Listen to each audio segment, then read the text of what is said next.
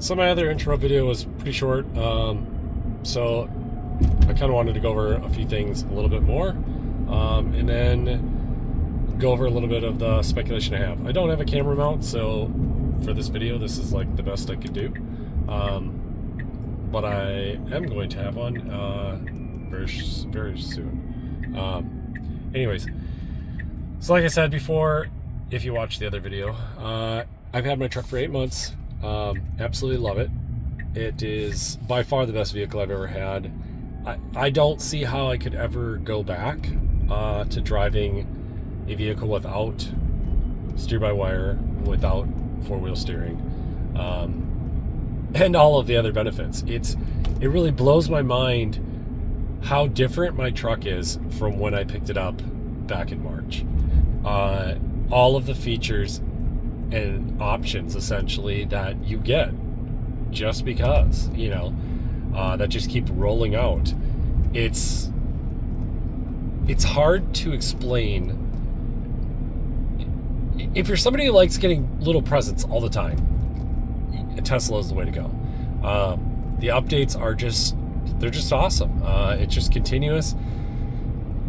On the other side of that, if you're somebody who likes speculation and likes to follow along with development of stuff like FSD, self-driving software, then Tesla's also definitely the place you want to be. I absolutely love the speculation behind FSD.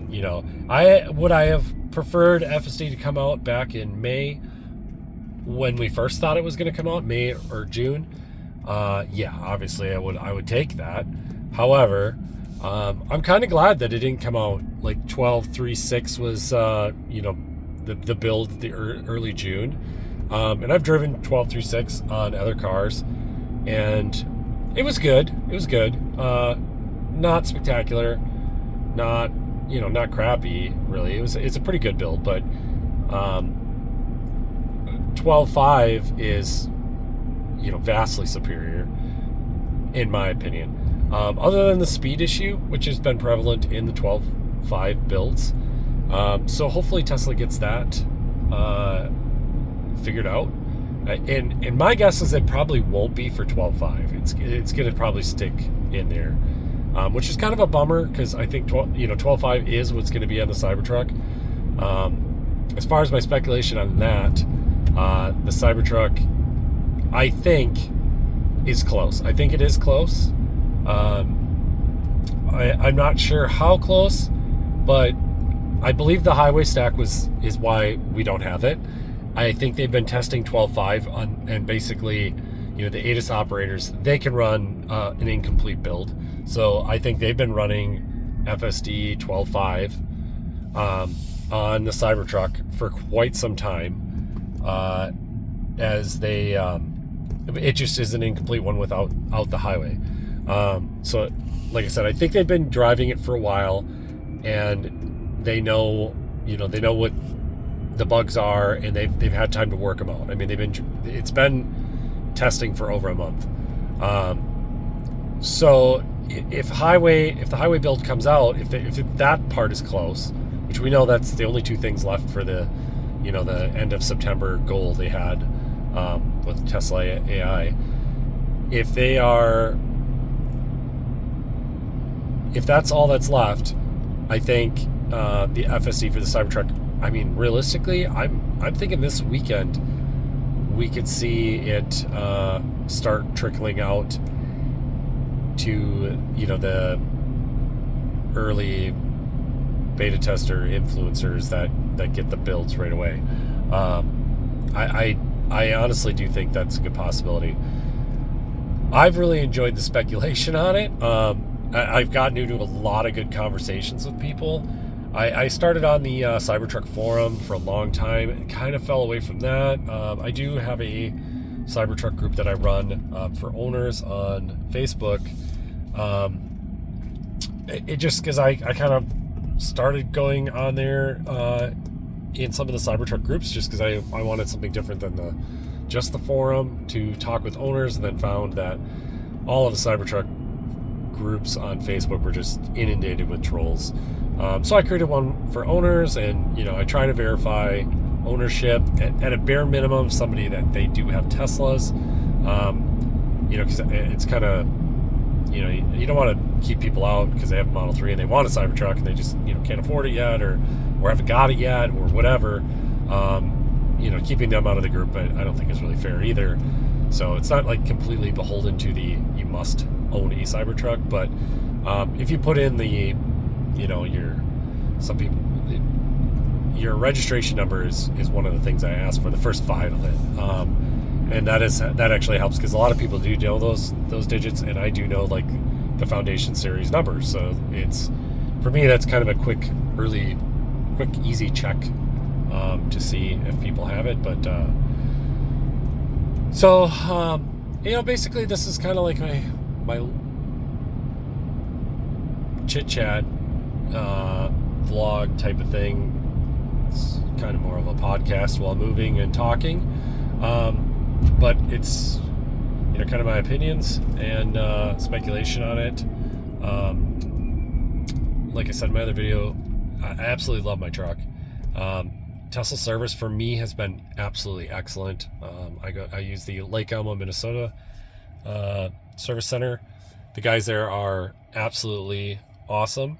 I don't think they're slammed with service. So, service is always really good when you don't have a lot of people waiting to get in. But they seem to actually care and do a good job and listen to your concerns and everything. I have not really had much. I mentioned in my other video I had the rattle in the back. That's comes and goes. They've looked at it, they've tried to find it. It just luck of the draw. Every time I brought it in for the recalls and stuff like that, it just wasn't doing it. Honestly, I wouldn't even bring my truck in for the recalls. I didn't have any problems with the sails in the back myself, and I wasn't worried about them coming off. So I probably wouldn't have even brought it in, but every time I brought it in, I was getting a loaner, which has FSD, so, that's kind of fun. I just picked my truck actually up, I dropped it off Monday for the sail and the wiper motor recall, and I was given a Model X loaner with a Hardware 3 2022X. And it was running 25. I can't remember the version it was running on it. It was running 12.5.2.1, I believe. And Tuesday afternoon, so they didn't finish my truck Monday. Tuesday afternoon, my truck was done, and right after that, while I was on a job site, I did not drive the Model X to the job site. I took one of our work vans, and I received a notification for the Model X that it had a system update ready to go, and it was 12.5.4. So that was pretty cool. That I did have time when I got back to the office to install it, and then I went to my daughter's school to pick her up and got to experience it. 12.5.4 was very cool. Yes, the speed issue thing was still there, but the rest of it was awesome. I did not get to test actual Smart Summon, which really bums me out because I watched the videos of it, 2 weeks earlier in the first build with ASS, and I wasn't really impressed. I thought it was kind of like, oh well, if that's what it's going to be like, I would really never use that. And like I said, I didn't have a lot of time. I didn't want to keep the loaner. My truck was done, and I wanted to get it back to the service center and pick up my truck. And I kind of wish I would have kept it a little bit longer. I know Tesla wasn't like loading it back out that night, so I really should have tried it, because it looks really awesome. If you haven't seen any videos on it, I obviously don't, because I have a Cybertruck that doesn't do it. But if you hang on here, let's see, where are you? Trying to figure out where my truck is gonna auto park here. All right, apologize for that. Yeah, if you haven't seen any videos of it, the new version, it's very quick. It seems to handle everything really well, and now I could see it being useful. So it was good that I learned that, you know, seeing that it is actually useful and is something that I want to use. But also now I'm excited for that as well as FSD, and I don't know how long that's going to be. So, well, if you watch this whole video, I appreciate it. Like and subscribe.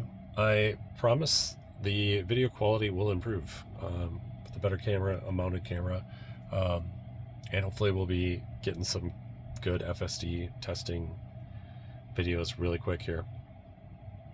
Thanks, and have a good night.